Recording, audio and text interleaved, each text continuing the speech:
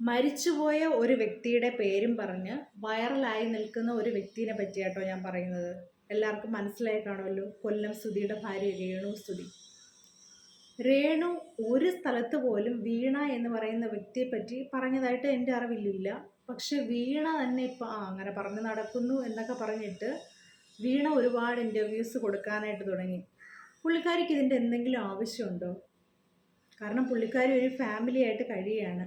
അപ്പോൾ പിന്നെ സമൂഹത്തിന് മുന്നിൽ അറിഞ്ഞൂടാത്ത ഒരുപാട് എനിക്കൊന്നും അറിയത്തില്ല. ഇതിപ്പോൾ ഈ ഇൻ്റർവ്യൂവിൽ വന്നതിന് ശേഷമാണ് കൊല്ലസുധിക്ക് ഇങ്ങനെ ഒരു ഭാര്യ ഉണ്ടായിരുന്നു വീണ എന്നുള്ള കാര്യം അറിയാൻ തുടങ്ങിയത്. അവർക്ക് വേണമെങ്കിൽ അവരുടെ ലൈഫ് വെച്ച് മര്യാദയ്ക്ക് ഇരിക്കാമായിരുന്നു. ഇക്കണ്ട ജനങ്ങളെയൊക്കെ ഇങ്ങനെ ഇതൊക്കെ അറിയിക്കേണ്ട വല്ല കാര്യം ഉണ്ടായിരുന്നു? രേണു പറഞ്ഞ ഒരു കാര്യം കേൾക്കാം. രേണു ഒരു വാപോയ ഒരു കോടാലി എന്ന് കേട്ടിട്ടില്ലേ? അതുപോലെയാണ് രേണുവിൻ്റെ ഒരു സംസാരം. അതൊന്ന് കേൾപ്പിച്ചു തരാം. ഞാനൊരു കാര്യം ചോദിച്ചോട്ടെ, ഈ കൊല്ലം സുധിയുടെ കിടന്നുണ്ടാക്കിയ ഒരു കുഞ്ഞുണ്ടല്ലോ, അങ്ങനെ തന്നെ പറയും. ആളുടെ കൂടെ കിടന്നിട്ട് ഒരു കുഞ്ഞെനിക്ക് ഉണ്ടായല്ലോ.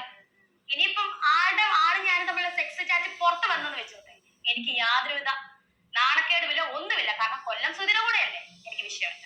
ശരി, ഞാനൊരു കാര്യം ചോദിച്ചോട്ടെ, ഈ കൊല്ലം സുധിയുടെ ഇങ്ങനെയൊക്കെ അതാണ് പറയുന്നത്. ചില സംസാരങ്ങളില്ലേ, നമ്മൾ ശരിക്കും അങ്ങ് തരം താഴ്ത്തി